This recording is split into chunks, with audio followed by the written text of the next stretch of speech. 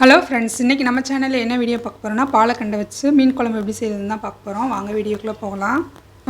பாலக்கண்டை மீன் இதில் சின்ன சின்ன செதிலாக இருக்கும். அதை நம்ம கத்தி வச்சு நல்லா சுரண்டி க்ளீன் பண்ணி எடுத்து வச்சுருக்கேன். இப்போ எப்படி செய்யறதுன்னு பார்த்துடலாம் வாங்க.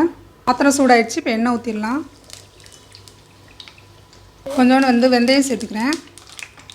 பெருஞ்சீரகம், வெந்தயமும் பெருஞ்சீரகம் பொரிஞ்சிச்சு. இப்போ நான் சின்ன வெங்காயம் சேர்த்துக்கிறேன்.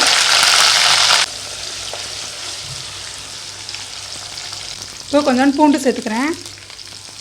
கொஞ்சம் கருவேப்பிலை, கொஞ்சம் கொத்தமல்லி. இப்போ வெங்காயம் வதங்குற கேப்பில் நம்ம 3 தக்காளியை மிக்சியில் அடிச்சிடலாம்.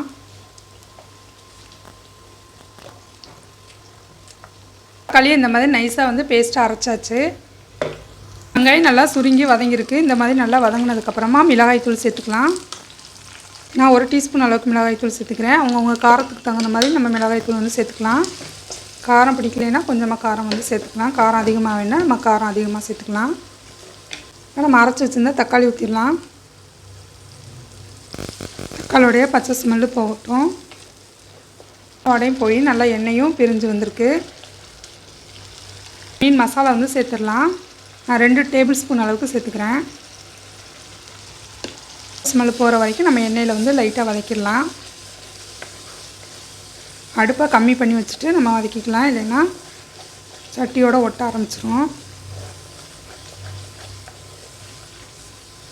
மசாலாவுடைய பச்சை வாடை போனதுக்கப்புறமா நம்ம புளி ஊறப்பட்டு வச்சுருந்த தண்ணி மட்டும் சேர்த்துக்கலாம். மசாலாவுடைய பச்சை வாடை போயிடுச்சு. இப்போ நல்லா எண்ணெயும் ஓரங்கள்லாம் பிரிஞ்சிருக்கு.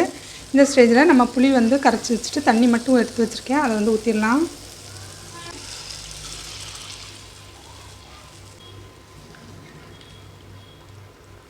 நமக்கு குழம்பு நல்லா திக்காக வேணும்னா நம்ம தேங்காய் அரைச்சி ஊற்றிக்கலாம். இன்றைக்கி நான் தேங்காய்லாம் அரைச்சி ஊற்றலை.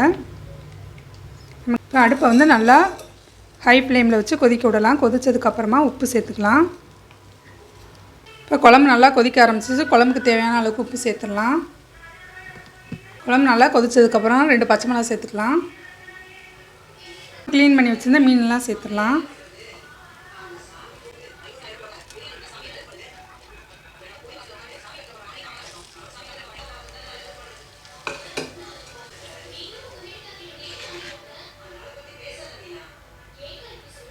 இப்போ ஹை ஃப்ளேமில் ஒரு 5 மினிட்ஸ் கொதிக்க விட்டுட்டு ஒரு லோ ஃப்ளேமில் 5 மினிட்ஸ் கொதிக்க விட்டு அமர்த்தினா நமக்கு மீன் குழம்பு ரெடி ஆயிரும். இப்போ குழம்பு நல்லா கொதிக்குது. இப்போ ஒரு லோ ஃப்ளேமில் வச்சிடலாம். அடுப்பை கம்மி பண்ணி ஒரு 5 மினிட்ஸ்க்கு நல்லா கொதிக்கட்டும். இப்போ குழம்பு கொதித்து நல்லா வற்றி வந்திருக்கு. இப்போ அடுப்பை ஆஃப் பண்ணிடலாம். லாஸ்ட்டாக கொத்தமல்லி இருந்தால் கொத்தமல்லி தூவிட்டு நம்ம அடுப்பை ஆஃப் பண்ணிக்கலாம். லாஸ்ட்டாக கொத்தமல்லி தூவிக்கலாம். பண்ணிடலாம். வச்சு மூடி வச்சுக்கலாம். ஒரு 5 மினிட்ஸ்க்கு அப்புறம் நம்ம திறந்து பார்த்தோம்னா இப்போ நமக்கு மீன் குழம்பு தயாராகிடுச்சு.